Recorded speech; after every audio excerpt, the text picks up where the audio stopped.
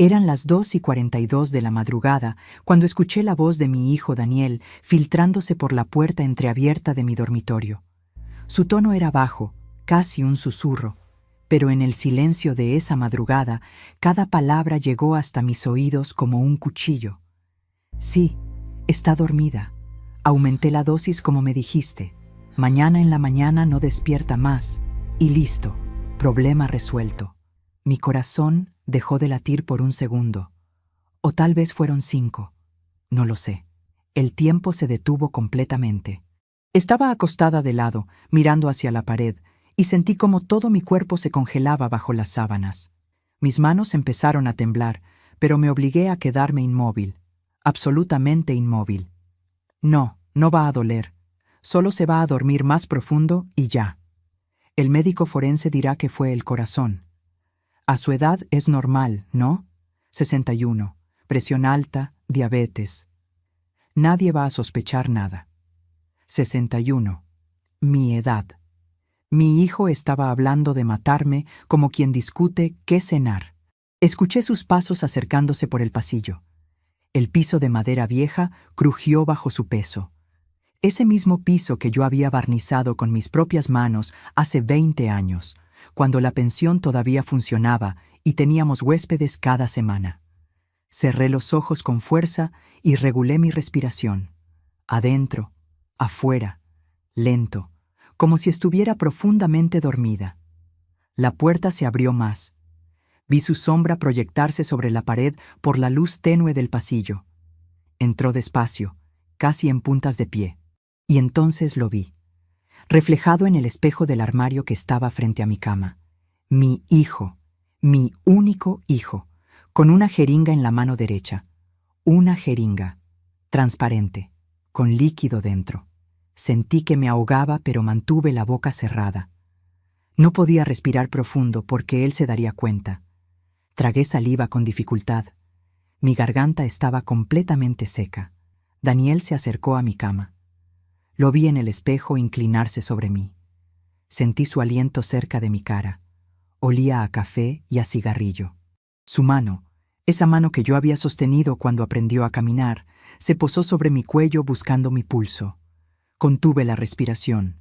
Sus dedos presionaron mi arteria carótida. 1, 2, 3 segundos. Estaba verificando si todavía estaba viva. Mi corazón latía tan fuerte que pensé que lo sentiría, que sabría que estaba despierta, que me descubriría. Pero no. Después de unos segundos eternos, retiró la mano y sonrió. Vi su sonrisa en el espejo, una sonrisa pequeña, satisfecha, como cuando era niño y ganaba algo que quería. Esa misma expresión. Guardó la jeringa en el bolsillo de su pantalón, me acomodó la frazada hasta los hombros en un gesto que hubiera parecido tierno para cualquiera que nos viera, y salió del cuarto cerrando la puerta suavemente. Me quedé paralizada. No sé cuánto tiempo. Tal vez 5 minutos, tal vez 10. Solo escuchaba el sonido de mi propia respiración entrecortada y el zumbido constante de la heladera vieja en la cocina. Mis manos agarraban las sábanas con tanta fuerza que me dolían los nudillos. Cuando finalmente logré moverme, me senté en la cama. Mis piernas temblaban. Todo mi cuerpo temblaba. Miré el vaso de agua sobre mi mesa de noche. Ese vaso que Daniel me había traído antes de acostarme, como hacía todas las noches desde que se mudó temporalmente a casa hace 3 meses. «Para que tomes tus pastillas, mamá», siempre decía. Y yo, como una tonta, tomaba el agua y las pastillas sin sospechar nada. Aumenté la dosis como me dijiste. Las palabras retumbaban en mi cabeza. ¿Cuánto tiempo llevaba envenenándome? ¿Días? ¿Semanas? Pero esperen. Esperen un momento. Sé que muchos de ustedes están escuchando esto y tal vez piensan que estoy exagerando. Que estas cosas no pasan en la vida real. Que ningún hijo sería capaz de hacerle eso a su propia madre. Yo también pensaba lo mismo. Yo creía que el amor de madre era suficiente. Que si dabas todo, si te sacrificabas, si trabajabas hasta que te dolieran los huesos para darle lo mejor a tu hijo, él te iba a cuidar cuando fueras vieja. Que iba a valorar todo lo que hiciste, que iba a estar ahí. Pero estaba equivocada. Y si estás escuchando esto y algo dentro de ti se está removiendo, si sientes un nudo en el estómago porque reconoces algo de tu propia historia, déjame un comentario. Escribe aunque sea yo también, para que sepa que no estoy sola en esto, para que sepas que tú tampoco estás solo. Y si conoces a alguien que necesita escuchar esta historia, compártela, porque lo que pasó después de esa noche cambió mi vida para siempre. Mi nombre es Patricia Guzmán. Tengo 61 años. Nací y crecí en este mismo barrio de La Victoria, en Lima, Perú. En esta misma casa donde ahora casi muero a manos de mi propio hijo. Esta casa tiene 3 pisos. Es antigua, de esas construcciones de los años 70, con paredes gruesas y pisos de madera que crujen. Durante 30 años fue una pensión. La pensión Guzmán le pusimos con mi esposo Roberto. Él murió hace 8 años de un infarto. Desde entonces vivo sola aquí. 30 años recibiendo huéspedes, estudiantes de provincia que venían a estudiar a Lima, trabajadores que necesitaban un lugar limpio y barato cerca del centro. Familias enteras a veces, cuando había eventos o trámites en la capital. Yo cocinaba para todos, lavaba sábanas y toallas cada 2 días. Limpiaba los 8 cuartos que teníamos en el segundo y tercer piso. Roberto se encargaba del mantenimiento, de las cañerías, de la electricidad, de cobrar. No nos hicimos ricos, pero vivimos dignamente. Y cuando Roberto murió y yo ya no pude seguir sola con todo el trabajo, cerré la pensión. Vendí los muebles de los cuartos. Me quedé viviendo en el primer piso. La casa quedó vacía, pero es mía. Completamente pagada. Ni un peso de deuda. También tengo mis ahorros. No es una fortuna, pero son 120,000 soles en un certificado de depósito a plazo fijo. El fruto de 30 años de trabajo. De levantarme a las 5 de la mañana todos los días. De acostarme pasada la medianoche después de limpiar la cocina. De no comprarme ropa nueva para poder ahorrar.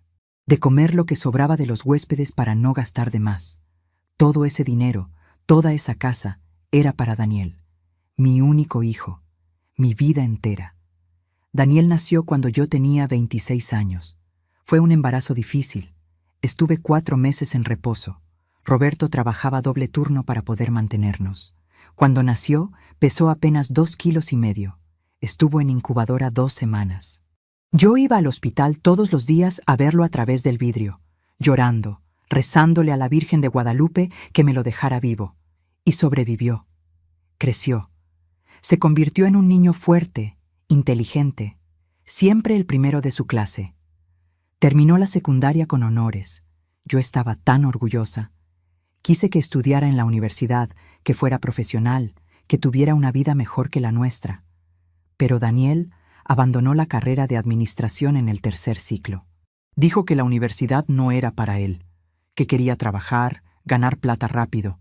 Empezó en ventas, luego en un negocio de repuestos de autos con un amigo, luego en otro negocio que nunca entendí bien de qué era, siempre cambiando, siempre prometiendo que el próximo proyecto sí iba a funcionar. Se casó hace 6 años con Vanessa, una chica de Chiclayo, flaquita, de voz suave. Al principio me pareció buena muchacha. Me ayudaba en la cocina cuando venían a visitarme los domingos. Jugaba con los niños. Pero con el tiempo empecé a notar cosas, cómo miraba la casa, cómo hacía comentarios. «¡Ay, suegrita! ¡Qué casa tan grande para usted sola! Debe ser pesado mantenerla». O, «Con lo que vale esta zona ahora, podría vender y vivir tranquila en un lugar más pequeño». Daniel y Vanessa tienen 2 hijos, Mateo de 5 años y Sofía de 3. Mis nietos. Los amo con todo mi corazón. Pero casi no los veo. Vanessa siempre tiene excusas, que están resfriados, que tienen actividades, que es muy lejos venir hasta acá. La verdad es que Daniel nunca tuvo estabilidad económica, siempre con apuros de plata. Yo lo ayudaba. ¿Cómo no iba a ayudarlo? Es mi hijo. Le pagué el alquiler del departamento varias veces. Le presté dinero para sus negocios que nunca prosperaron. Le compraba ropa a los niños. Les pagaba el nido, pero nunca era suficiente. Hace 3 meses, Daniel llegó a mi casa con 2 maletas. Dijo que había tenido problemas con el casero, que necesitaba quedarse unos días mientras conseguía otro lugar. Vanessa y los niños se fueron donde la mamá de ella a Chiclayo temporalmente.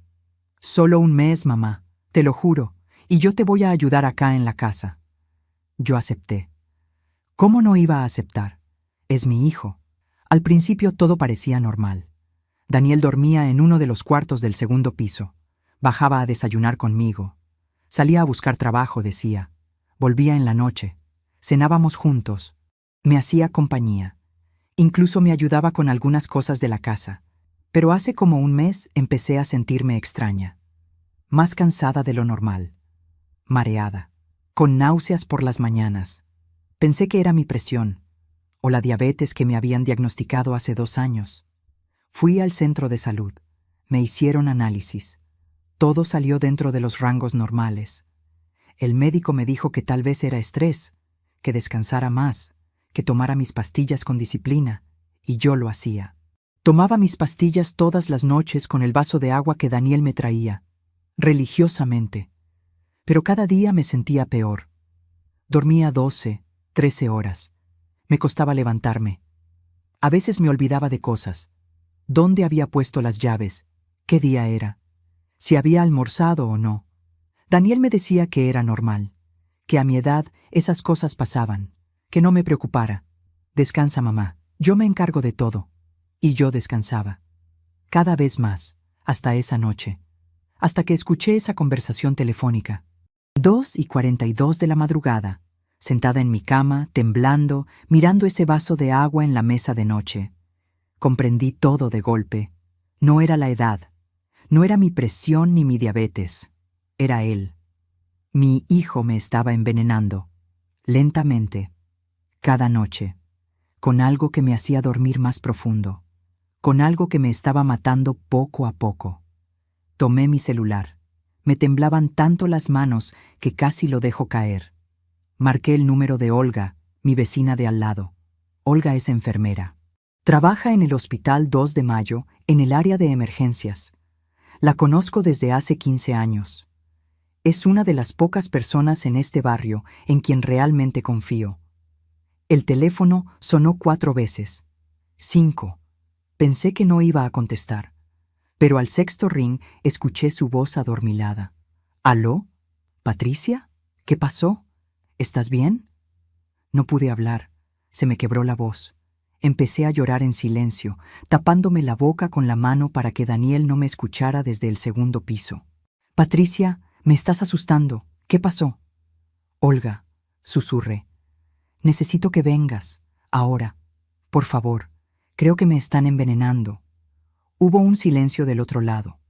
Luego su voz, ahora completamente despierta y alerta. «No te muevas. Voy para allá». 5 minutos después escuché los golpes suaves en mi ventana. Olga había saltado el murito bajo que separa nuestras casas y entró por la ventana de mi dormitorio que da al patio lateral. Así Daniel no la vería entrar por la puerta principal. Me miró y supo inmediatamente que algo grave estaba pasando. Le conté todo: la conversación, la jeringa, el vaso de agua, los meses de cansancio inexplicable. Olga tomó el vaso de agua con una servilleta de papel, cuidando de no tocarlo directamente. Lo olió.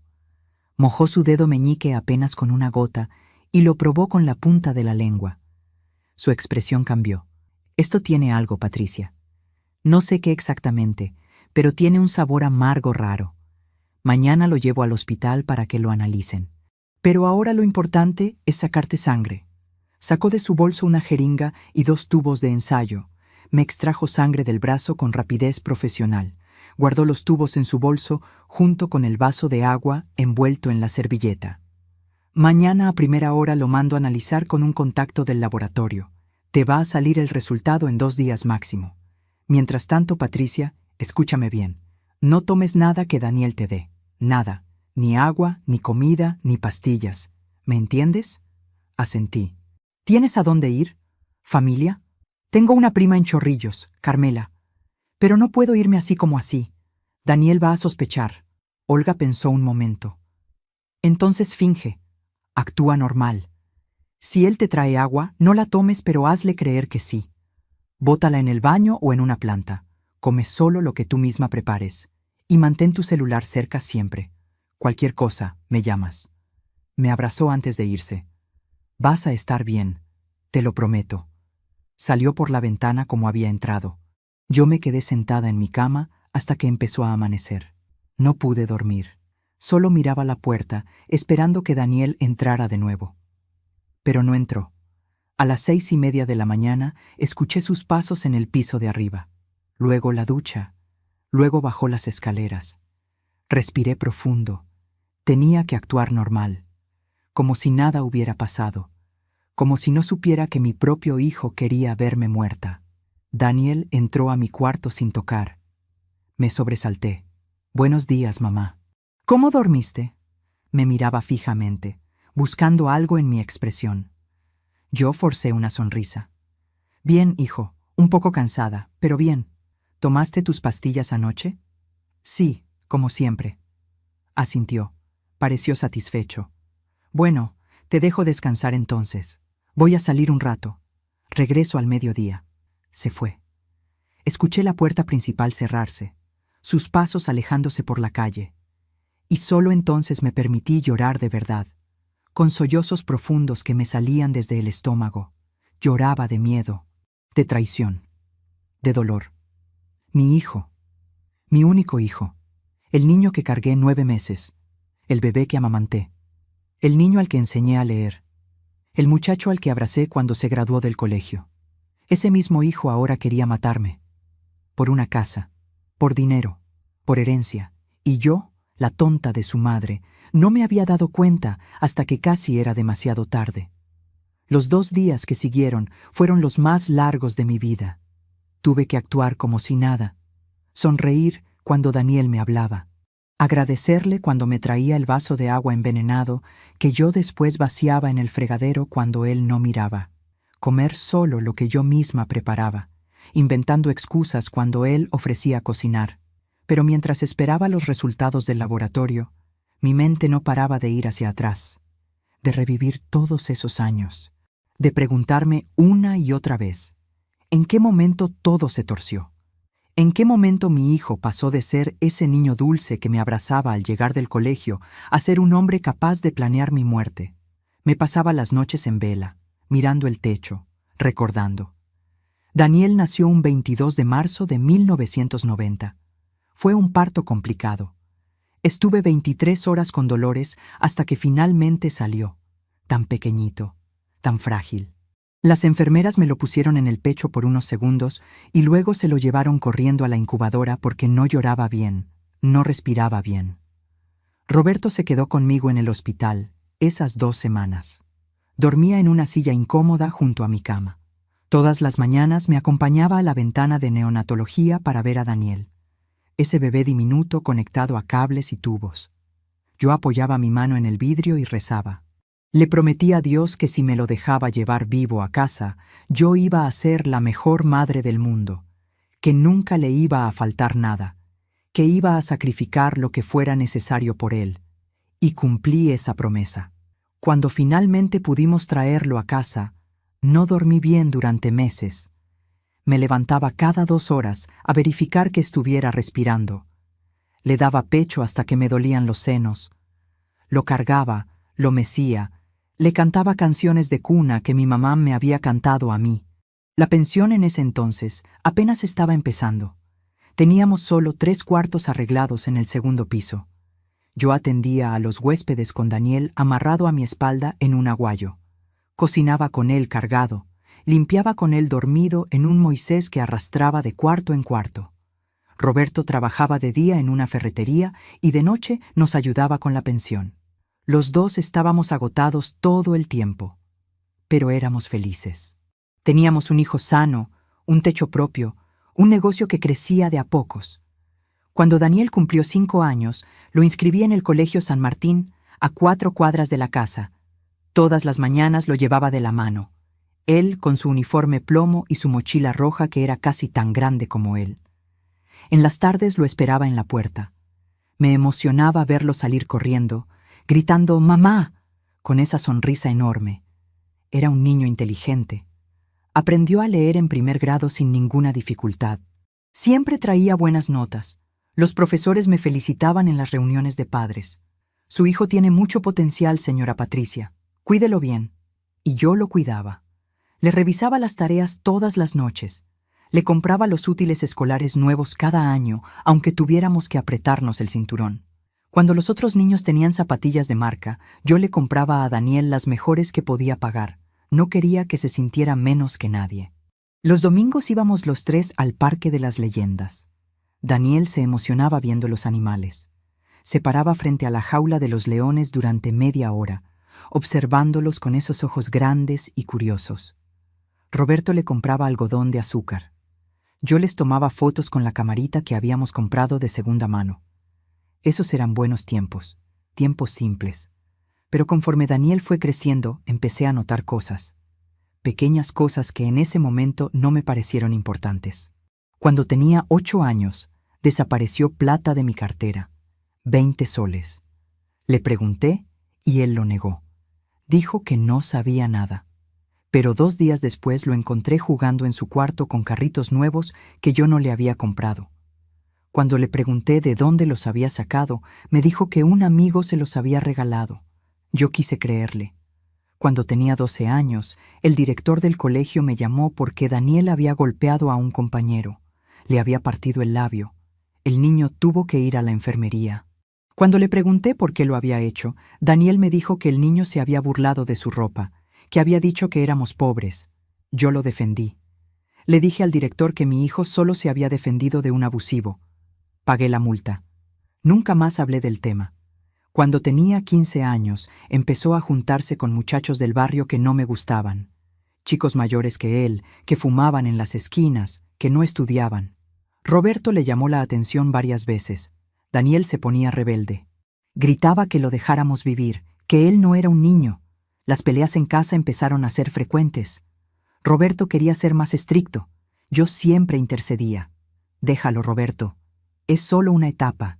Ya va a madurar. Pero la etapa nunca pasó. En la secundaria, las notas empezaron a bajar. De primero de la clase pasó a ser un alumno promedio, luego a jalar algunos cursos. Yo le pagaba clases particulares de matemáticas, de inglés. Él iba, pero no aprovechaba.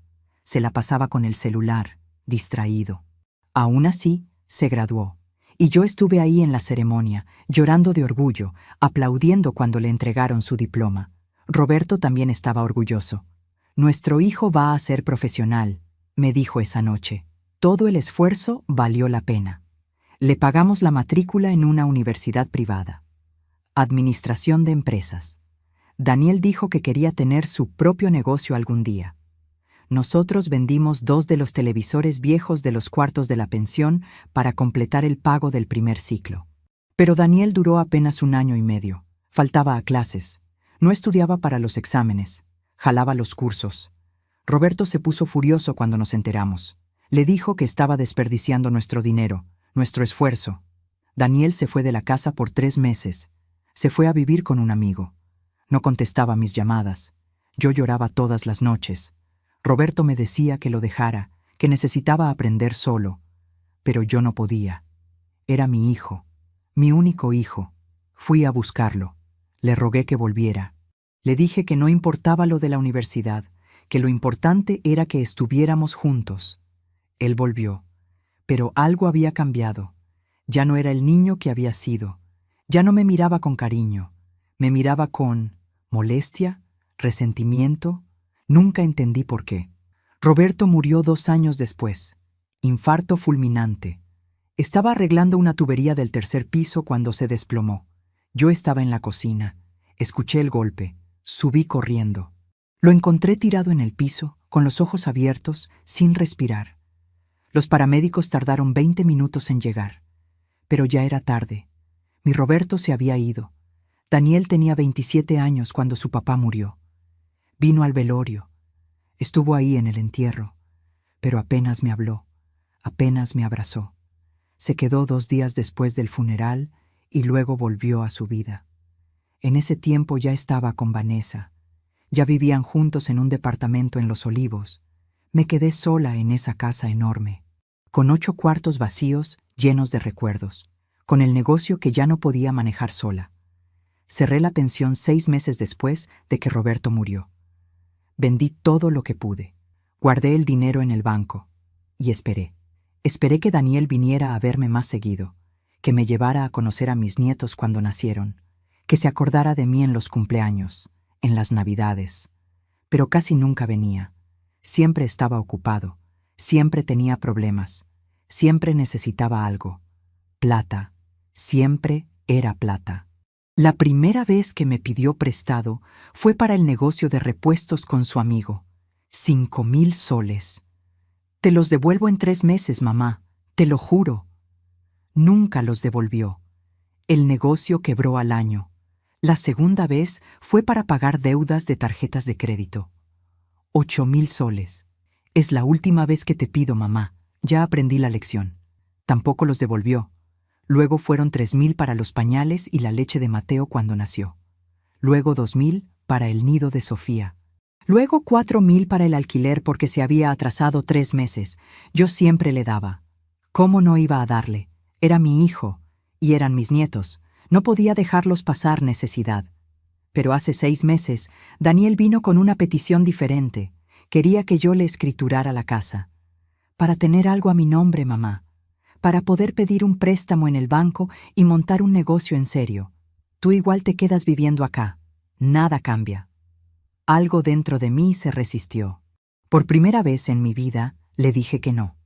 Daniel, esta casa es todo lo que tengo. Es mi seguridad. Si te la escrituro y después me quedo en la calle, ¿qué hago? Se enojó. Me dijo que no confiaba en él, que era su madre y no lo apoyaba, que siempre había sido así, sobreprotectora, pero sin darle las herramientas reales para salir adelante. Me gritó. Yo lloré. Se fue dando un portazo. No me habló durante 2 meses. Hasta que apareció con las maletas hace 3 meses, diciendo que necesitaba quedarse unos días. Y yo, como siempre, abrí la puerta. El tercer día, Olga tocó mi ventana a las 10 de la noche. Entró rápido, con un sobre manila en las manos. Su cara estaba seria. «Siéntate, Patricia». Me senté en la cama. Ella sacó unos papeles del sobre. Análisis de laboratorio. En el agua había clonazepam, una benzodiazepina. Es un medicamento para la ansiedad y para dormir. Pero la cantidad que había en ese vaso era altísima. 5 veces la dosis normal. Sentí que el cuarto daba vueltas. Y en tu sangre también encontramos clonazepam, niveles muy elevados. Patricia, te han estado drogando durante semanas, tal vez meses. Por eso estabas tan cansada, tan mareada con esos olvidos. Es intoxicación acumulativa. ¿Me estaba matando? Si seguías tomando esas dosis, sí. Eventualmente tu sistema respiratorio iba a colapsar. Te ibas a dormir una noche y simplemente no ibas a despertar. Parecería muerte natural. Falla cardiorrespiratoria. A tu edad, con diabetes e hipertensión, nadie sospecharía nada raro. Me cubrí la cara con las manos. Olga se sentó a mi lado y me abrazó. Tenemos que ir a la policía, Patricia. Esto es intento de homicidio. Es mi hijo, Olga. Es mi hijo. Es un hombre que está tratando de matarte por una herencia. Las dos nos quedamos en silencio. Desde arriba se escuchaban los pasos de Daniel caminando en su cuarto. Déjame pensarlo, le dije finalmente. Solo un día más. Necesito estar segura de todo antes de dar ese paso. Olga no estaba de acuerdo, pero asintió. Me dejó los papeles del laboratorio. Guárdalos bien, son evidencia. Esa noche casi no dormí otra vez, pero esta vez no era por miedo. Era por rabia, por dolor, por una tristeza tan profunda que me dolía físicamente el pecho.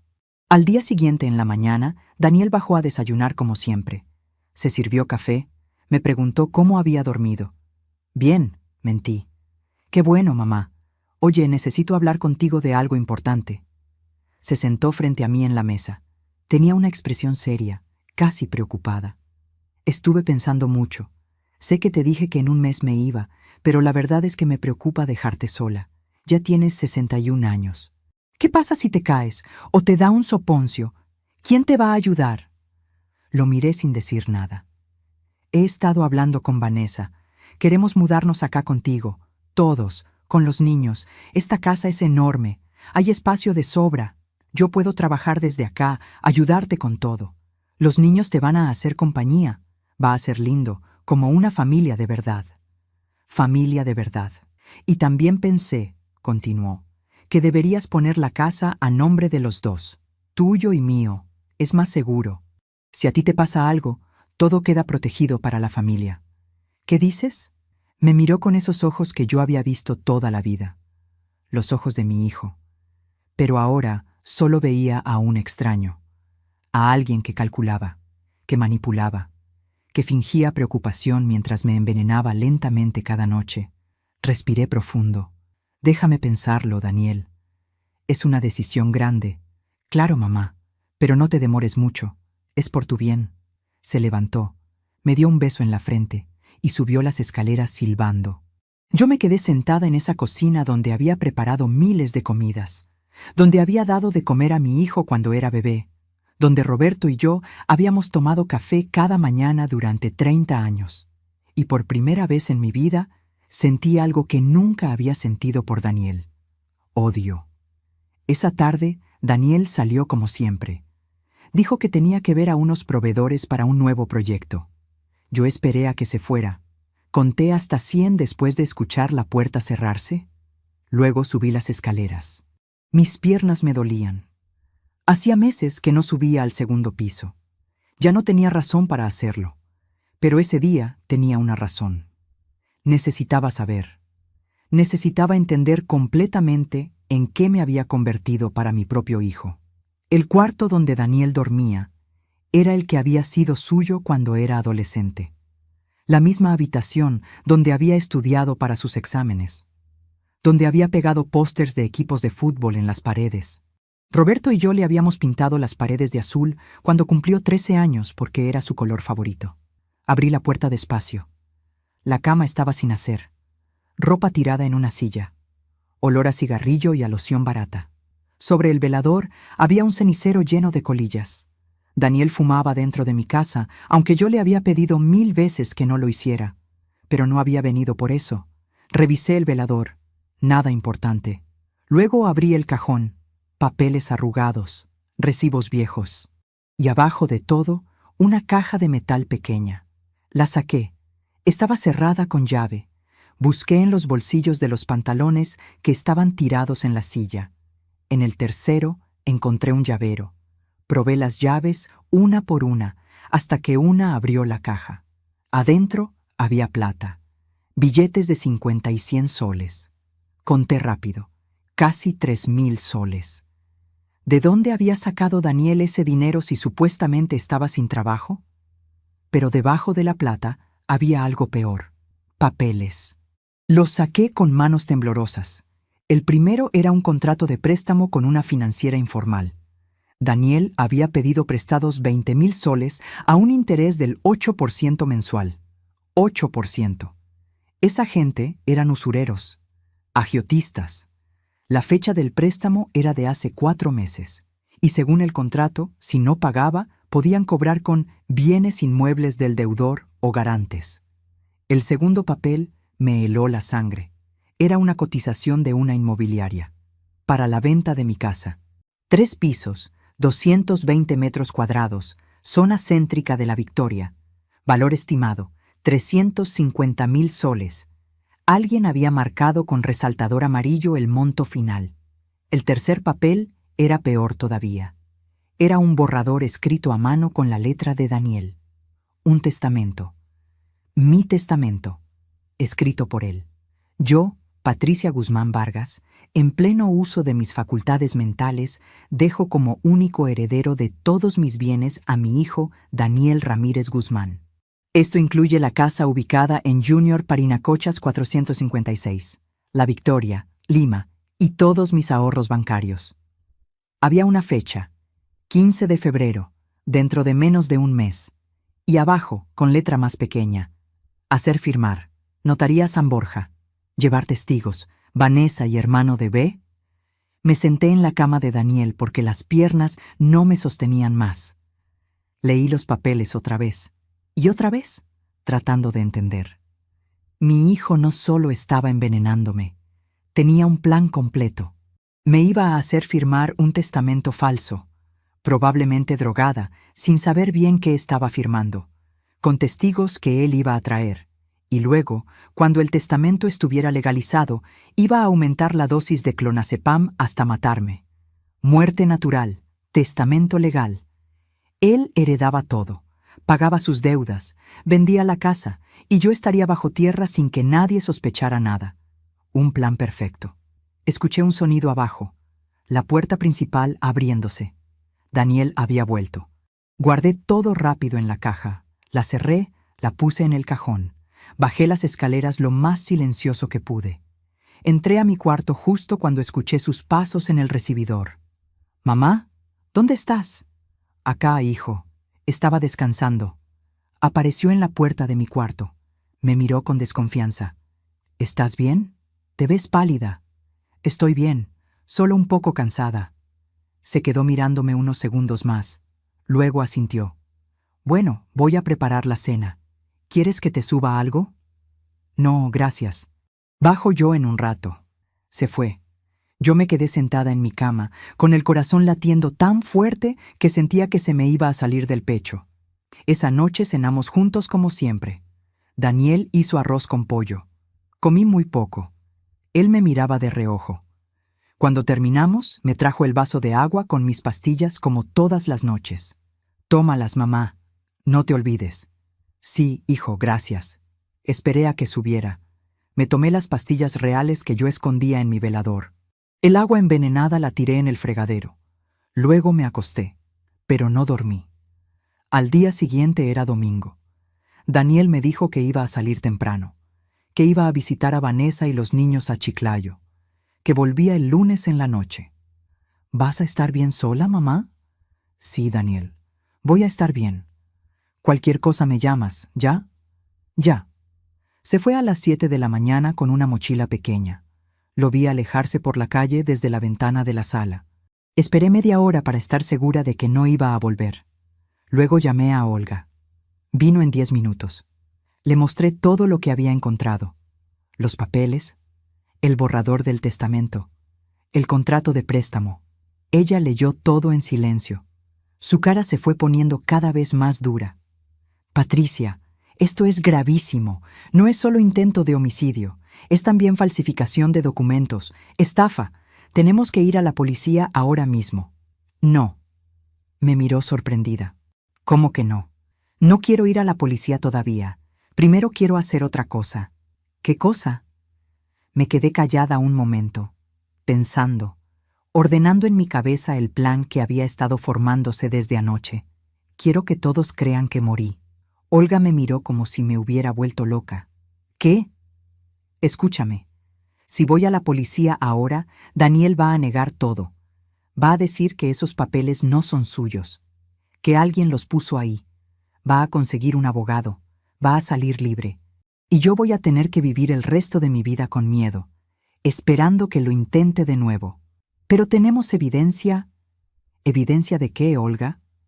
«El agua con clonazepam se puede conseguir en cualquier farmacia sin receta si conoces al vendedor. Mi sangre con clonazepam solo prueba que alguien me drogó, pero no prueba que fue él.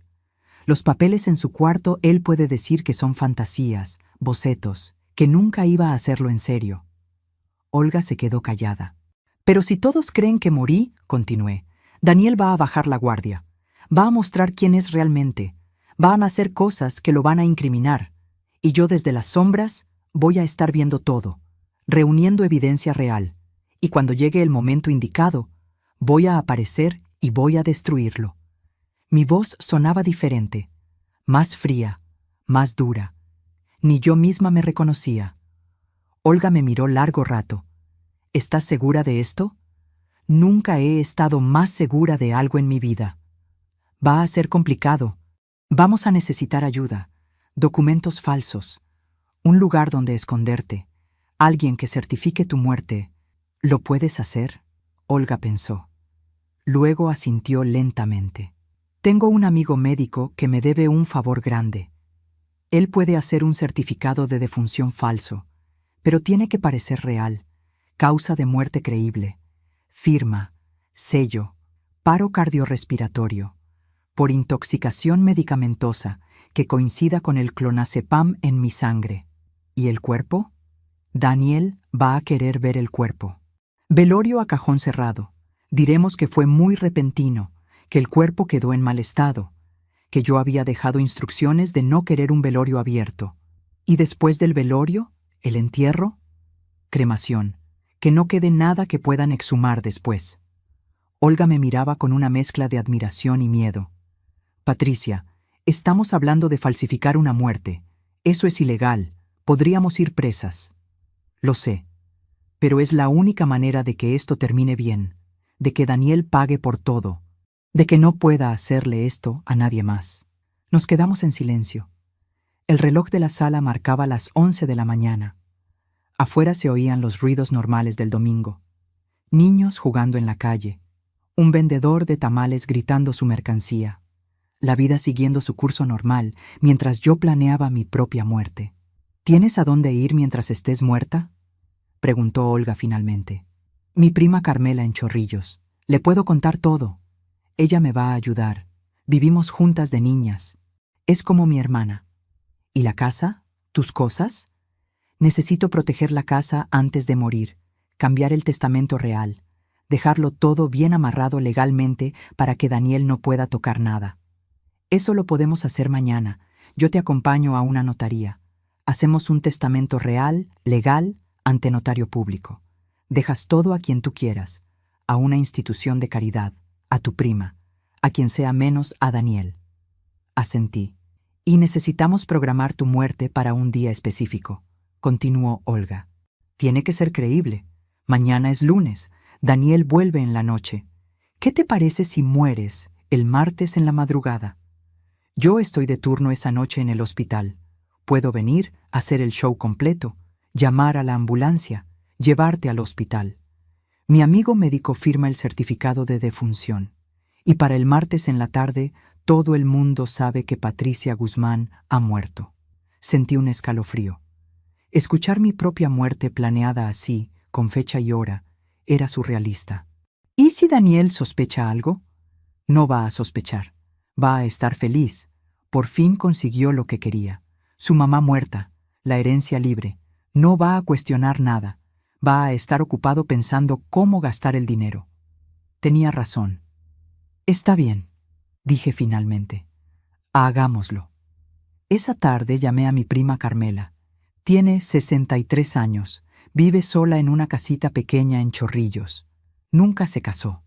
Trabajó toda su vida como secretaria en una empresa de importaciones hasta que se jubiló hace 2 años. Le conté todo. Absolutamente todo. Esperé que me dijera que estaba loca, que era una locura lo que estaba planeando. Pero en lugar de eso, su voz al teléfono sonó firme. Ven acá, prima. Esta es tu casa también. Y ese hijo desgraciado va a pagar por lo que te hizo. Esa noche dormí mejor que en semanas. Por primera vez en mucho tiempo no sentía miedo. Sentía otra cosa. Control. El lunes en la mañana salí temprano con Olga. Fuimos a la notaría Ramírez en el centro de Lima. Le expliqué al notario que quería hacer un testamento. Me pidió mi DNI. Me hizo algunas preguntas sobre mis bienes. Dicté mi testamento verdadero ahí mismo. Dejo la casa ubicada en Junior Parinacochas 456. La Victoria, Lima. A la Fundación Respeta al Adulto Mayor, organización sin fines de lucro dedicada al cuidado de ancianos en situación de abandono. Dejo mis ahorros bancarios divididos en 2 partes iguales.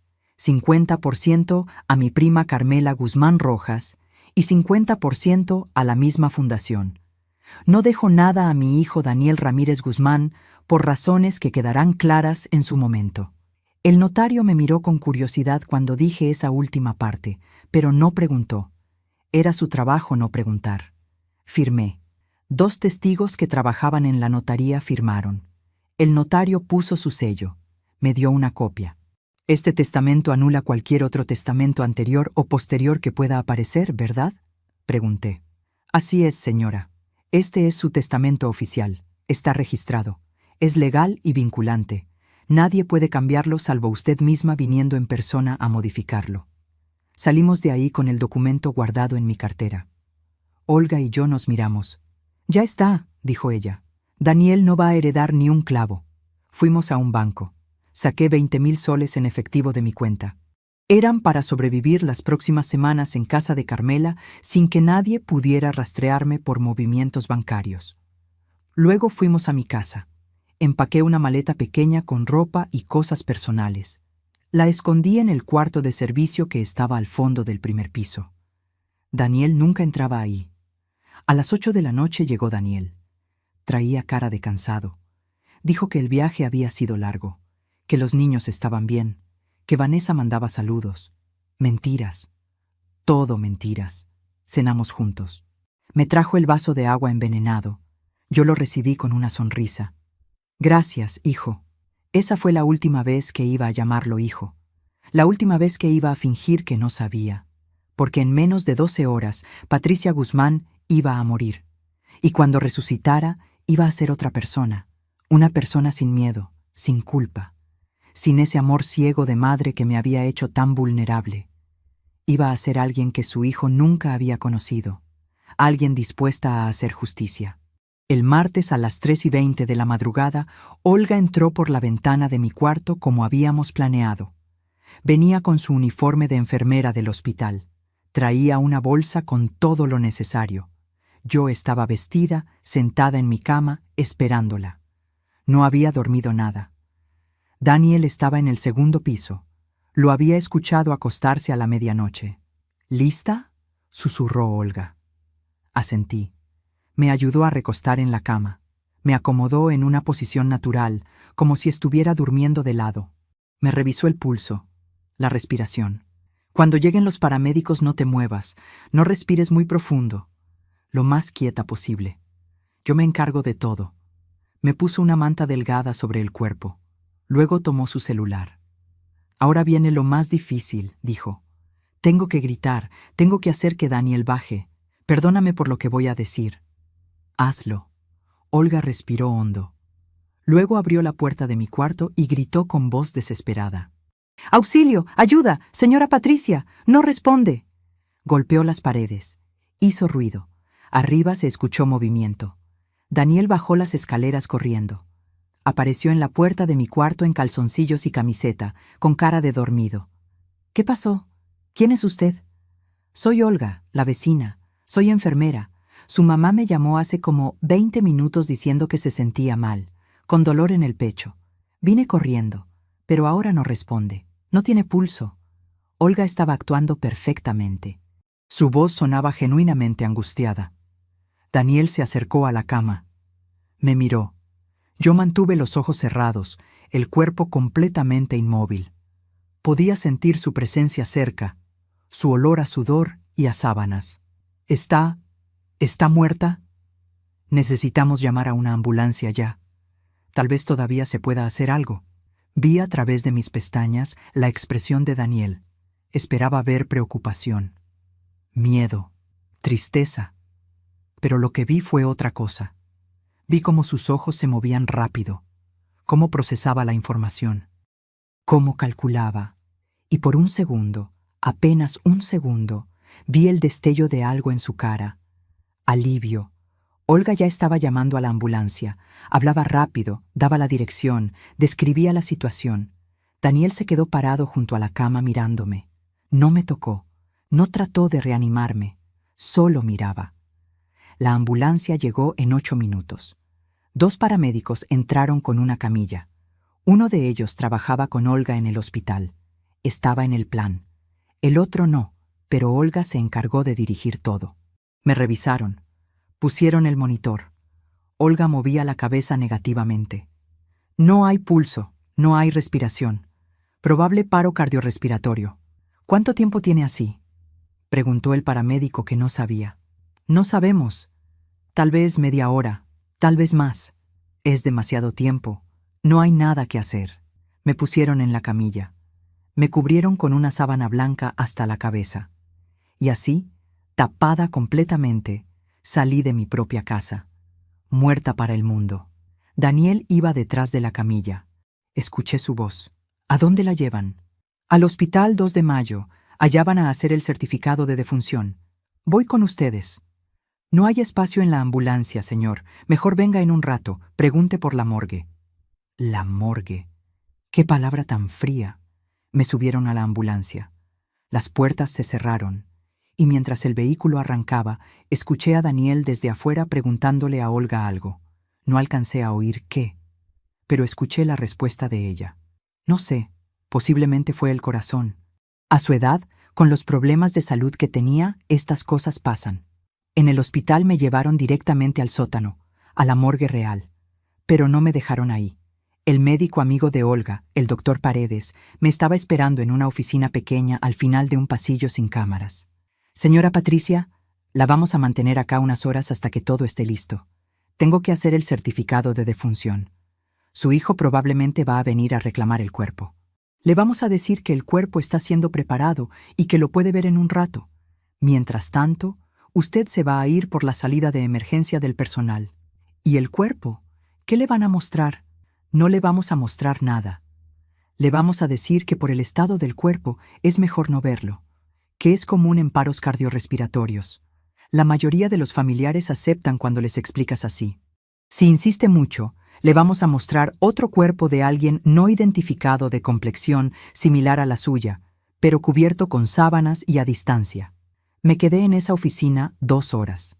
Olga me trajo café, me abrazó. Lo estás haciendo muy bien. Ya casi termina esto. A las 6:30 de la mañana, el doctor Paredes entró con un papel. Ya está. Certificado de defunción. Patricia Guzmán Vargas, 61 años. Causa de muerte. Paro cardiorrespiratorio por intoxicación medicamentosa aguda. Hora de muerte. 3:40 de la madrugada. Ver mi propia acta de defunción fue surrealista. Mi nombre, mi fecha de nacimiento, y ahora una fecha de muerte. Todo falso, pero se veía absolutamente real. Su hijo llegó hace 1 hora, continuó el doctor. Está en la sala de espera. Dice que quiere ver el cuerpo. ¿Qué le dijeron?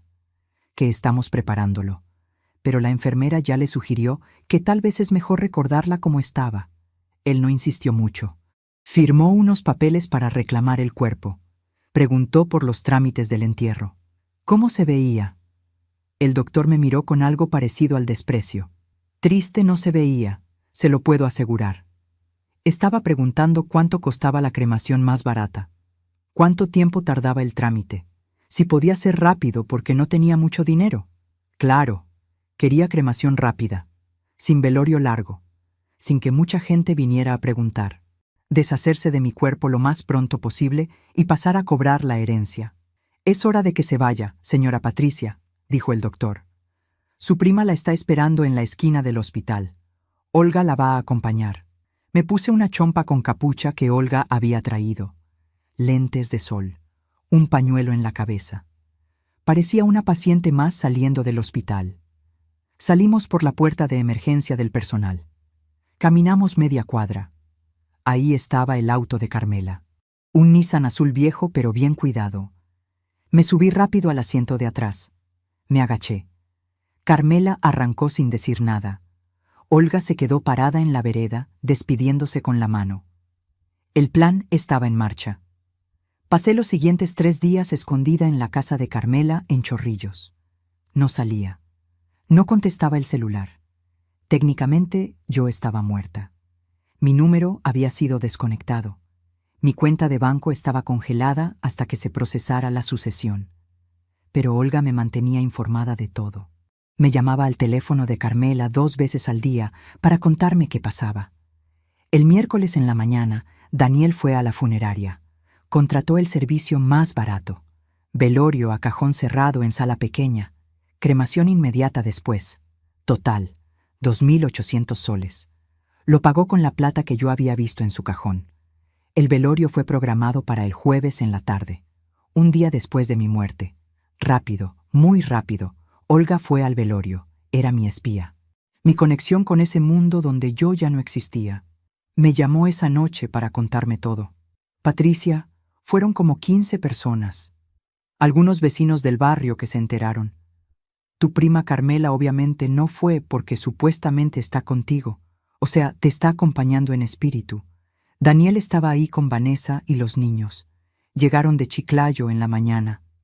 ¿Cómo actuaban? Patricia. No parecían tristes, para nada. Vanessa estaba como incómoda, como que quería que terminara rápido.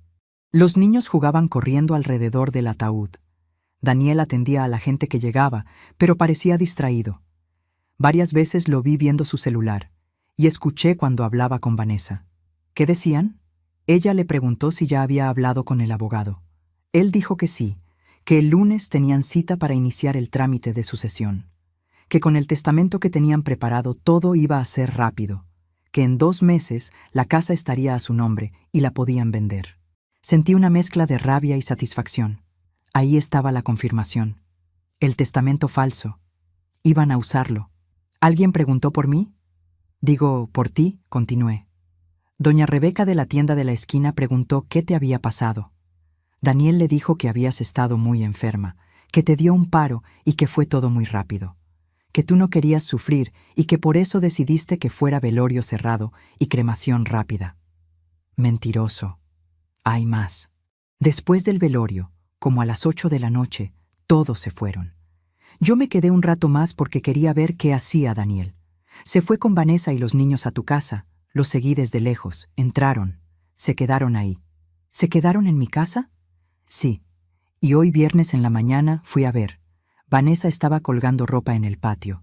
Los niños jugaban en la sala. Patricia, ya se mudaron. A un día de tu muerte ya están viviendo ahí como si fuera su casa. Cerré los ojos. Respiré hondo. No podía enojarme todavía. Necesitaba mantener la cabeza fría. Olga, necesito que hagas algo. Necesito que averigües cuándo van a ir al abogado. Necesito saber qué abogado es.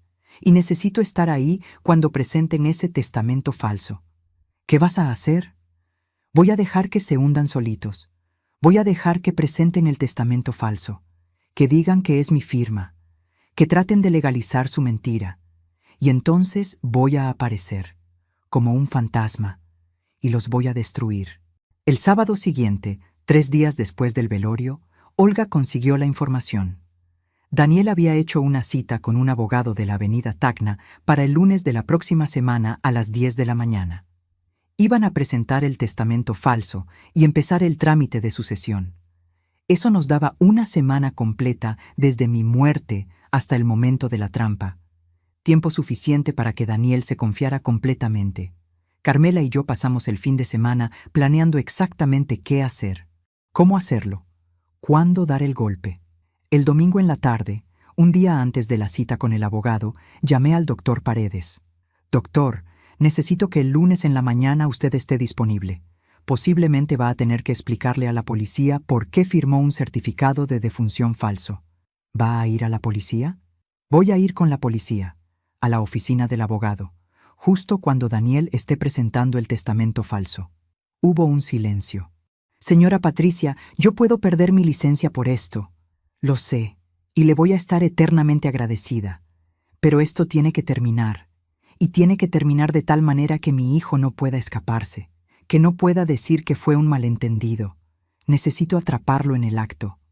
El doctor suspiró. Está bien, pero quiero estar ahí cuando pase todo. Quiero explicar por qué lo hice. Que quede claro que fue para salvar su vida. Cuenta con eso. El lunes en la mañana, exactamente 6 días después de mi muerte, me desperté a las 6. Me vestí con un pantalón oscuro y una blusa celeste que Carmela me había prestado. Me peiné. Me maquillé un poco. Quería verme viva, muy viva. A las 8 fuimos a la comisaría de La Victoria. Pedimos hablar con el comisario, un hombre de unos 50 años, bigote grueso, voz grave. Buenos días, ¿en qué les puedo ayudar? Mi nombre es Patricia Guzmán Vargas. Vengo a denunciar que mi hijo intentó asesinarme. Y también vengo a informarle que estoy oficialmente muerta desde el martes pasado, pero como puede ver, estoy bastante viva. El comisario me miró como si hubiera dicho que era marciana. Le conté todo. Desde el principio, la conversación que escuché, el clonazepam, los análisis de sangre, los papeles en el cuarto de Daniel, el plan de la muerte falsa, el certificado falso, el velorio.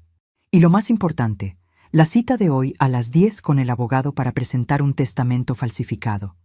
Le mostré todas las evidencias, los análisis de laboratorio, la copia del testamento falso que había fotografiado, el testamento real hecho ante notario, el certificado de defunción falso.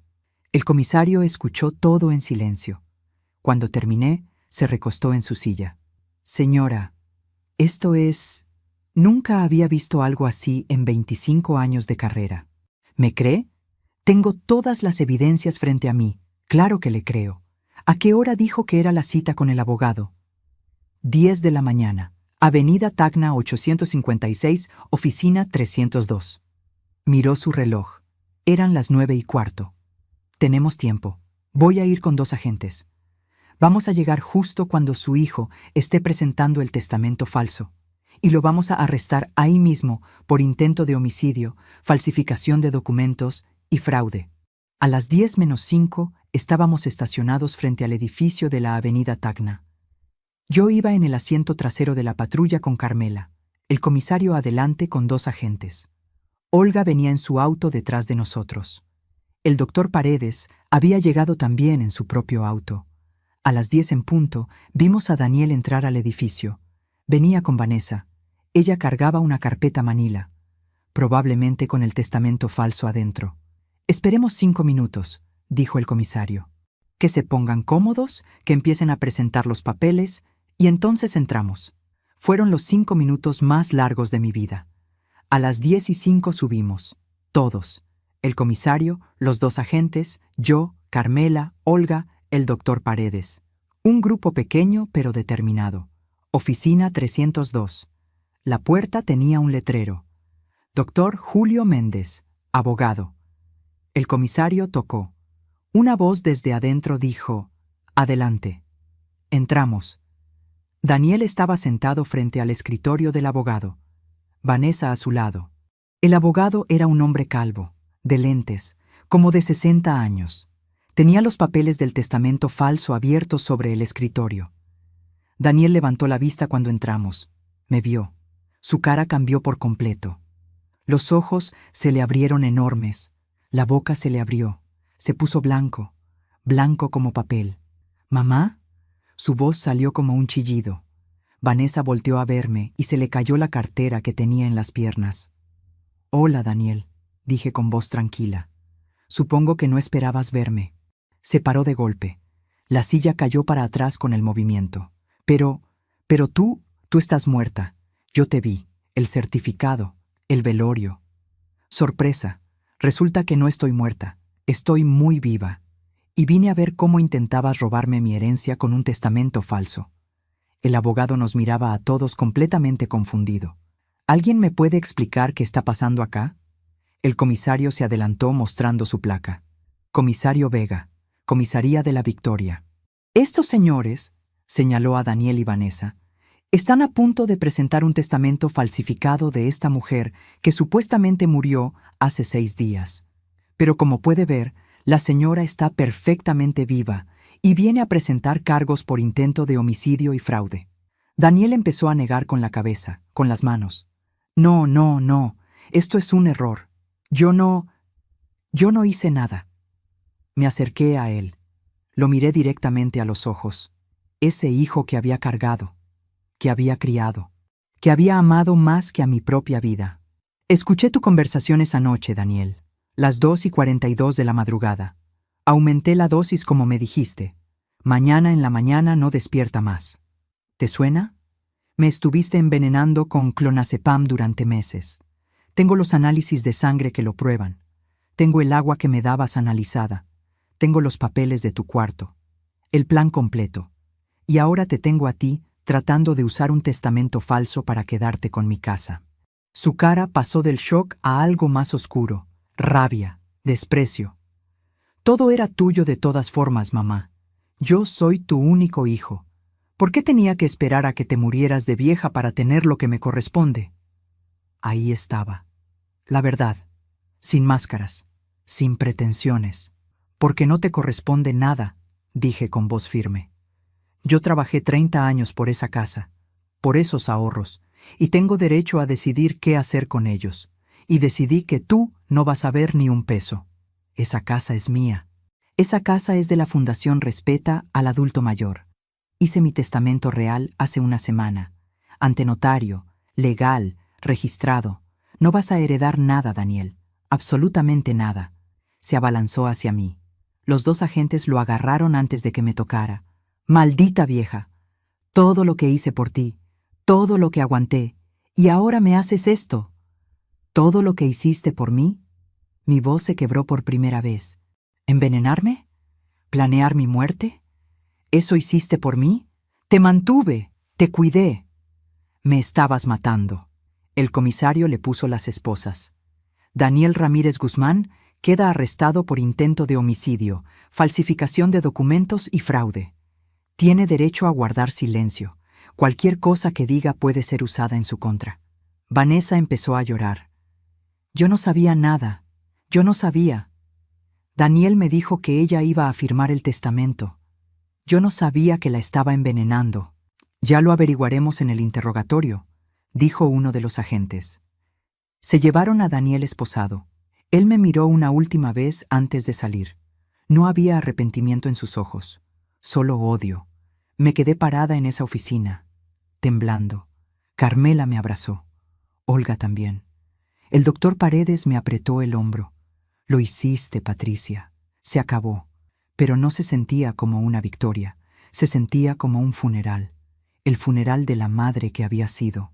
De la mujer que había creído que el amor lo conquistaba todo. Esa mujer había muerto de verdad esa madrugada en mi cuarto. Y la que quedó era alguien nuevo. Alguien más fuerte. Pero también alguien infinitamente más sola.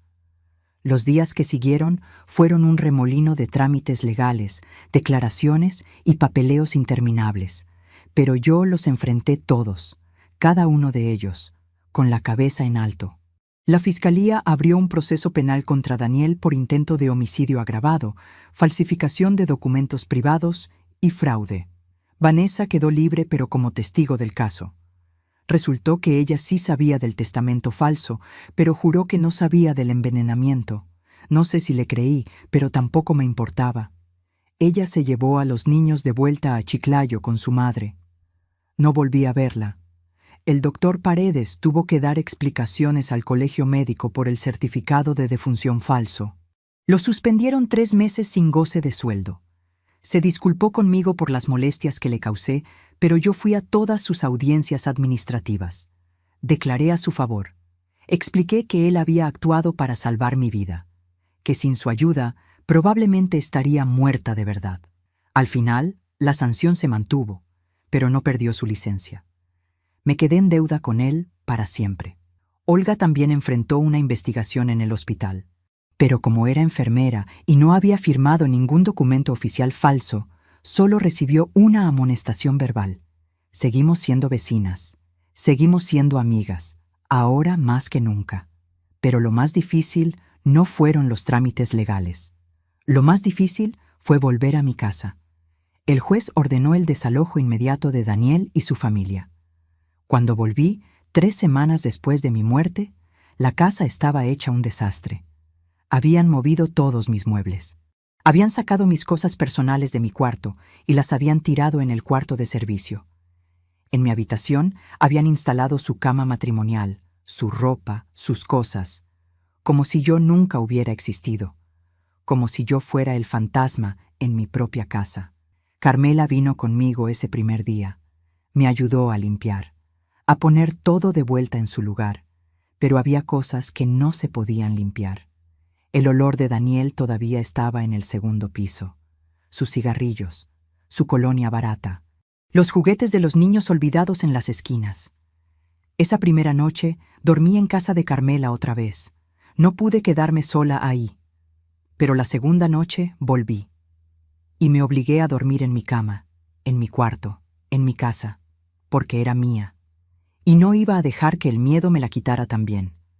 El proceso judicial avanzó lento, como avanzan todas las cosas en este país. Daniel quedó en prisión preventiva. No pudo pagar la fianza. No tenía dinero. Y yo, Por supuesto, no iba a darle ni un centavo. Su abogado defensor, uno de oficio porque no podía pagar uno privado, trató de argumentar que no había intención de matar, que solo quería que yo durmiera más profundo, que el testamento era solo un borrador, una idea, pero que nunca lo habría ejecutado. Mentiras. Todas mentiras. Pero yo tenía evidencia sólida. Los análisis de sangre, el agua con clonazepam, los papeles en su cuarto, la conversación que Olga había escuchado en el velorio sobre vender la casa. Todo. La fiscalía acumuló todo y presentó cargos por intento de homicidio calificado. La pena podía ser de 15 a 20 años de prisión. Hubo una audiencia en la que tuve que verlo cara a cara. Fue 2 meses después de su arresto. Me senté en la sala del juzgado.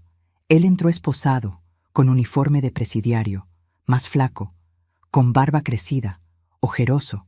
Me miró, y por un segundo vi algo en sus ojos. No sé si era arrepentimiento o solo lástima de sí mismo. Su abogado pidió que yo declarara. El juez aceptó. Me paré frente al estrado. El fiscal me pidió que contara todo desde el principio.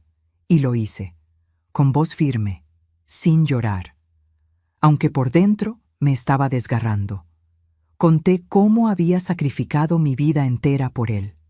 Cómo había trabajado hasta que me dolieran los huesos para darle educación, comida, techo.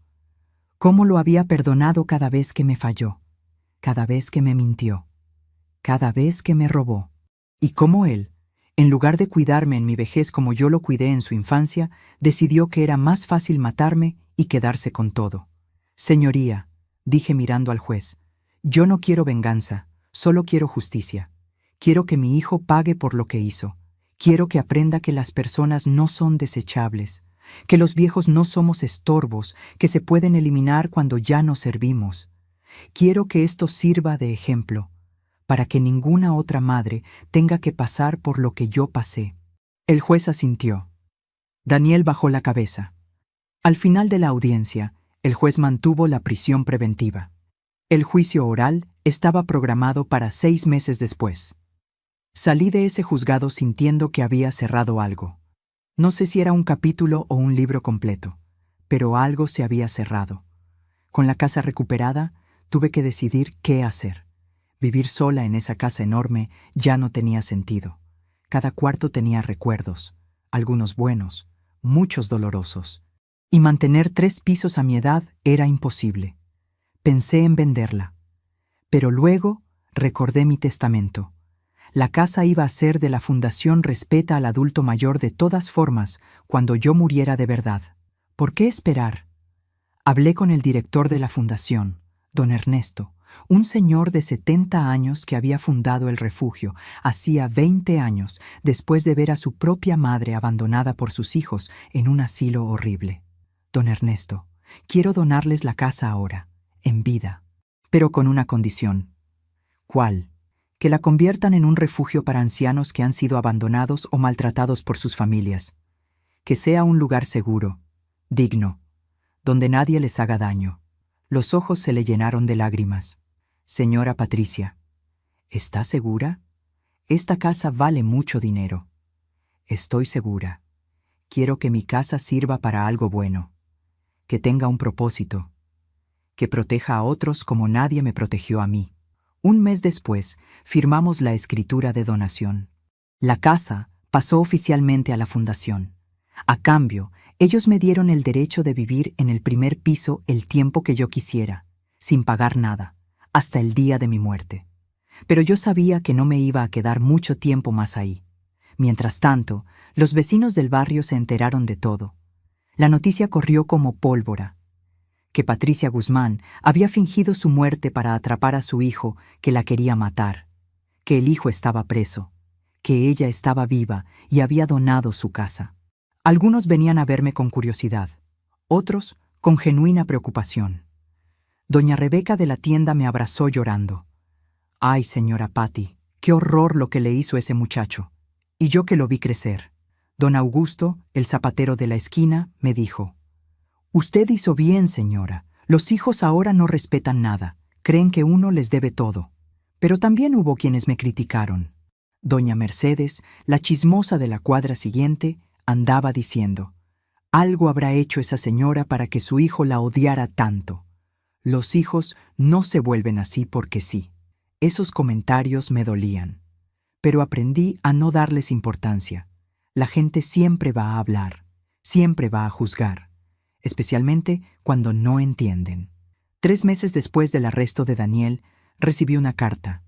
Era de él, desde la cárcel. La sobre estaba arrugado. La letra era apurada, desordenada. Dudé mucho si abrirla o no. Carmela, que estaba conmigo ese día, me dijo: no la abras si no quieres, no le debes nada. Pero la curiosidad pudo más. La abrí. Mamá, sé que no merezco que leas esto. Sé que te hice daño. Sé que ya no soy tu hijo. Pero quiero que sepas algo. No te odiaba. Nunca te odié. Solo estaba desesperado. Debo mucha plata. Gente peligrosa me estaba amenazando. Me iban a matar si no pagaba. Vi la casa y pensé que era la solución. Pensé que tú igual te ibas a morir pronto, que para qué esperar. Sé que suena horrible. Sé que no es excusa. Acá en la cárcel he tenido tiempo de pensar, de recordar todo lo que hiciste por mí, todo lo que te sacrificaste, y me doy cuenta de que siempre lo vi como una obligación tuya, como algo que me debías. Nunca lo vi como amor. Ahora que tengo hijos entiendo un poco más. Entiendo lo que significa dejar de dormir por cuidar a alguien. Entiendo lo que significa trabajar hasta reventarse para darles lo mejor. Pero es tarde. Ya lo arruiné todo. No te pido perdón porque no tengo derecho. Solo quería que supieras que sí me arrepiento. Que si pudiera volver el tiempo atrás, haría todo diferente. Daniel. Leí la carta 3 veces. Lloré. No sé ni por qué lloré. Tal vez por lo que pudo haber sido y nunca fue. Tal vez por ese niño pequeño que alguna vez me abrazaba y que se perdió en algún lugar del camino. Carmela me preguntó qué decía. Dice que se arrepiente. ¿Le crees? Pensé mucho antes de responder. Creo que le duele estar preso. Creo que le duele haber perdido todo. Pero no sé si realmente entiende el daño que me hizo.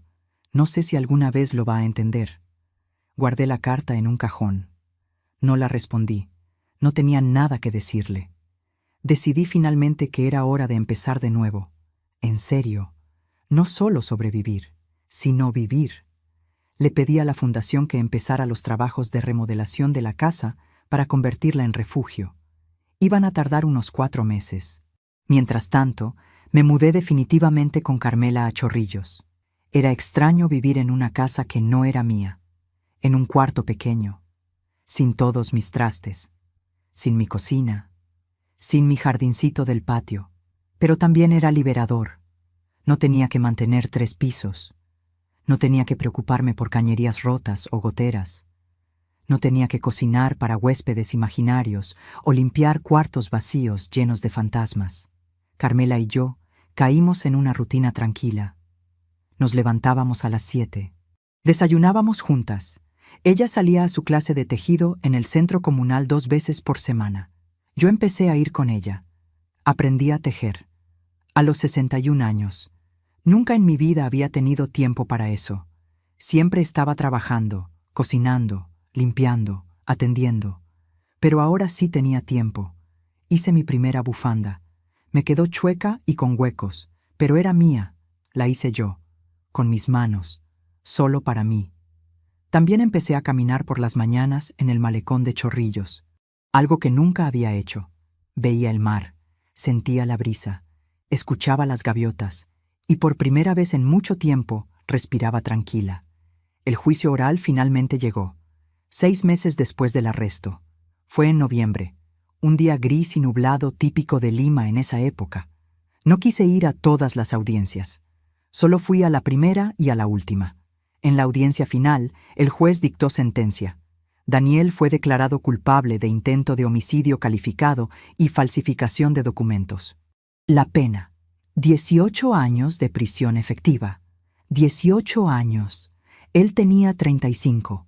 Iba a salir a los 53, si es que salía antes por buena conducta. Cuando el juez leyó la sentencia, Daniel no reaccionó. Solo miró al piso.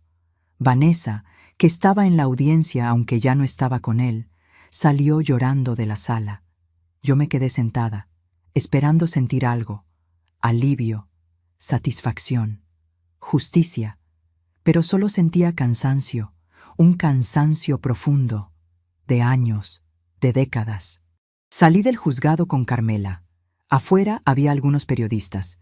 Se había filtrado que era un caso de matricidio frustrado y querían entrevistarme. No hablé con ninguno.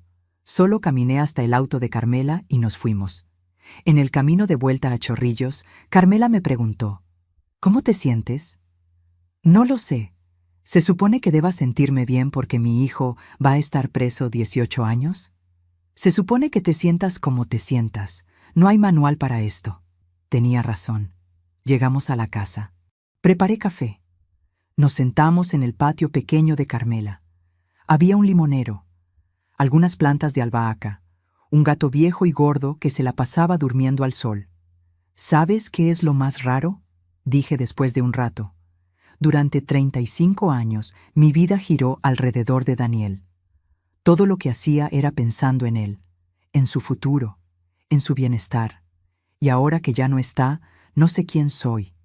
No sé qué hacer con mi vida. Carmela tomó un sorbo de su café. Pues ahora tienes tiempo de averiguarlo. Por primera vez eres solo Patricia. No la mamá de Daniel, no la dueña de la pensión Guzmán, no la viuda de Roberto, solo Patricia. ¿Qué quiere Patricia? Esa pregunta me dejó muda. ¿Qué quería yo? ¿Cuándo fue la última vez que me hice esa pregunta? No sé, admití. Bueno, pues averigüémoslo juntas. Tenemos tiempo, tenemos salud, tenemos una pensión decente, tenemos esta casa, tenemos nuestras manos, nuestras cabezas. ¿Qué más necesitamos? Me reí. Por primera vez en meses, me reí de verdad. Tienes razón, prima, tienes toda la razón. Esa noche cenamos en el patio. Carmela hizo su arroz con pollo especial, el que lleva pasas y aceitunas. Yo preparé una ensalada con los tomates de su jardín. Abrimos una botella de vino barato que Carmela guardaba para ocasiones especiales. No era una celebración. No exactamente. Era más bien un cierre. Un punto final. Brindamos. Las dos solas. Dos mujeres viejas que habían sobrevivido a la vida, a las pérdidas, a las traiciones, a todo. Por nosotras, dijo Carmela. Por nosotras, repetí. Y chocamos nuestras copas bajo el cielo gris de Lima, en ese patio pequeño que ahora era mi hogar. Por primera vez en mucho tiempo me sentía en paz. No era felicidad, no todavía, pero era paz. Y por ahora eso era suficiente. Han pasado 2 años desde aquel lunes en la oficina del abogado. 2 años desde que resucité de entre los muertos y cambié mi vida para siempre. Hoy es un sábado de enero. Hace calor húmedo en Lima. Estoy sentada en el patio de la casa de Carmela en Chorrillos, que ahora también es mi casa, tomando limonada helada y mirando cómo el gato gordo persigue una mariposa sin mucho entusiasmo. Tengo 63 años. Carmela tiene 65. Las dos estamos vivas. Las dos estamos bien. La Casa de la Victoria ya no forma parte de mi vida. La fundación terminó la remodelación hace un año. Ahora es el refugio Patricia Guzmán para adultos mayores en situación de vulnerabilidad. Fui a la inauguración. Vi los 8 cuartos convertidos en habitaciones individuales con baño privado, la sala común donde los ancianos pueden conversar, tejer, ver televisión, y la cocina donde una cocinera prepara 3 comidas al día. Conocí a algunos residentes. Don Esteban, de 82 años, a quien sus hijos echaron porque estorbaba. Doña Rosa, de 74, que vivía en la calle porque su nuera se quedó con su pensión. Don Mario, de 78, abandonado por su familia en un hospital. Cada uno había sido desechado como si no valiera nada, pero ahí, en esa casa que alguna vez fue mía, ahora tenían un lugar seguro, dignidad, respeto. Me llamaron Ángel.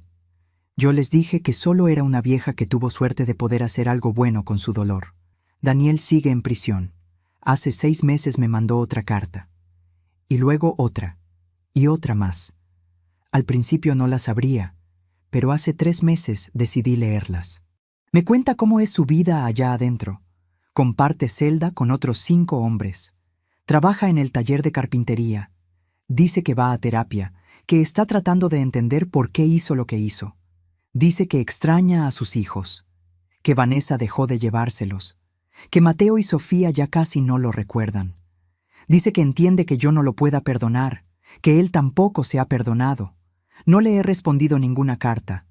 No sé si algún día lo haré, pero las leo. Y eso es algo. Carmela me preguntó una vez si pensaba ir a visitarlo. No lo sé, le dije. Parte de mí siente que debería.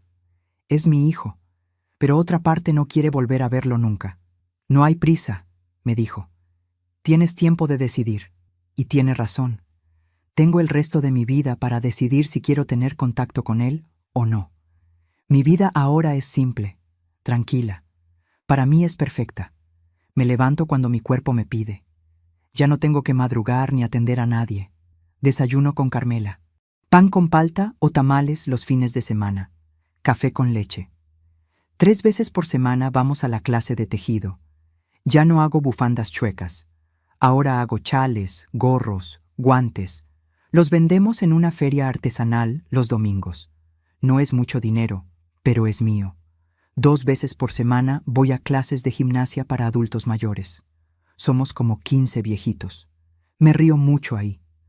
Todos tenemos dolores, todos nos quejamos, pero nos reímos, y eso ayuda.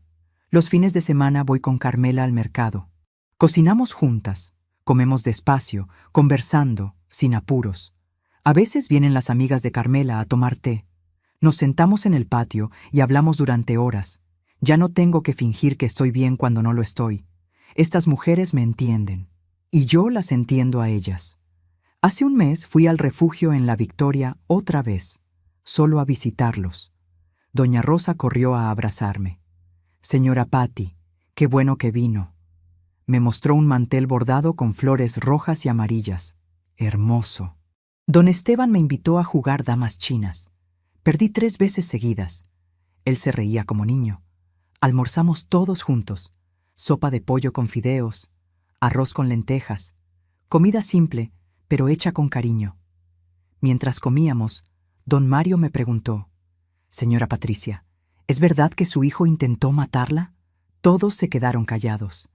«Sí, don Mario, es verdad». «¿Y cómo siguió adelante?» Me quedé pensando un momento. Al principio solo ponía un pie delante del otro, un día a la vez. Pero aprendí que yo valgo, que mi vida vale, que no tengo que aguantar maltrato solo porque alguien sea mi familia. Aprendí que está bien poner límites, decir no y alejarse de quien te hace daño, aunque sea tu propia sangre. Doña Rosa tenía lágrimas en los ojos. «Yo todavía siento culpa», dijo ella, «por haber denunciado a mi nuera». «No hay nada de qué sentir culpa, doña Rosa. Usted se salvó a sí misma. Eso no es egoísmo, eso es supervivencia». Los otros asintieron. Cada uno con su propia historia, cada uno con sus propias cicatrices, pero todos ahí, todos vivos, todos de pie. Esa noche, en casa de Carmela, saqué una caja del closet. Adentro están las pocas cosas que traje de La Victoria, fotos viejas, el anillo de Roberto, el primer dibujo que Daniel hizo en el kinder, un sol amarillo con una mamá y un papá. Miré ese dibujo mucho rato. Ese niño que lo dibujó ya no existe. Y la mamá que lo guardó durante 35 años tampoco existe. Pero está bien. Las personas cambian. Las relaciones cambian. A veces se rompen. Y no siempre es tu culpa. Guardé la caja de nuevo. Tal vez algún día la bote. Por ahora está ahí. Y eso está bien. Ahora quiero hablarle directamente a ti. Si eres un adulto mayor y sientes que tu familia no te valora, si sientes que eres una carga, si alguien te maltrata, te roba, te humilla, quiero que sepas algo. Tú vales. Tu vida vale. No importa cuántos años tengas. No importa si ya no puedes trabajar como antes. Tú construiste tu vida. Trabajaste. Sacrificaste. Diste. Y mereces respeto, mereces dignidad, mereces amor. Y si no lo estás recibiendo, está bien que pongas límites. Está bien que digas basta. Está bien que busques ayuda. No es egoísmo, es amor propio. No estás traicionando a tu familia. Ellos te traicionaron primero. Ahora te toca descansar. Te toca vivir lo que te queda de vida en paz. Y si nadie más te lo va a decir, te lo digo yo. Estoy orgullosa de ti. Por haber llegado hasta aquí. Por seguir de pie. Si esta historia te tocó el corazón, te pido que hagas algo. Primero, déjame un me gusta. Es una forma de decirme que no estoy sola, que mi historia importó. Segundo, suscríbete al canal. Aquí seguiremos contando historias de adultos mayores que dijeron basta y recuperaron su dignidad. Tercero, cuéntame tu historia en los comentarios. Solo escribe «Yo también pasé por esto» o «Necesito ayuda». Escribir es el primer paso para sanar. Aquí somos una comunidad. Cuarto, comparte este video con alguien que lo necesita. A veces escuchar la historia de otro es lo que necesitamos para cambiar nuestra propia historia. Termino esta historia sentada en el mismo patio donde empecé. El gato gordo está dormido en mi regazo. Carmela prepara la cena. Huele a ají de gallina. El sol se oculta. El cielo está rosado y naranja. Hermoso. Tengo 63 años. Estoy viva. Estoy en paz. Mi hijo está en prisión y tal vez nunca lo perdone. Tal vez sí. No lo sé. Pero sé que hice lo correcto. Que me salvé. Que salvé mi dignidad y mi vida. Y sé que si yo pude, tú también puedes. Siempre hay una salida. Siempre hay esperanza. Siempre hay una nueva oportunidad de empezar. Yo empecé a los 61. Fingí mi propia muerte para poder vivir de verdad. Tú no tienes que hacer algo tan dramático, pero sí tienes que dar el primer paso, pedir ayuda, hacer una denuncia, llamar a un familiar de confianza, lo que sea. Pero hazlo, porque te lo mereces. Tu historia no termina cuando alguien más decide que ya no eres útil. Tu historia termina cuando tú decides que termina. Y yo decidí que la mía apenas está empezando. Que esta historia te dé fuerzas y coraje. Que te recuerde que nunca es tarde para recuperar tu poder. Un abrazo grande desde mi corazón al tuyo. No estás solo. Yo estoy contigo. Todos los que escucharon esta historia están contigo. Somos una comunidad de sobrevivientes, de guerreros, de personas que nos negamos a ser invisibles. Gracias por escucharme. Gracias por estar aquí. Y sobre todo, gracias por seguir de pie. Te quiero, aunque no te conozca. Te quiero, porque sé lo que cuesta llegar hasta aquí, y eso merece todo mi respeto. Cuídate mucho, y nos vemos en la próxima historia.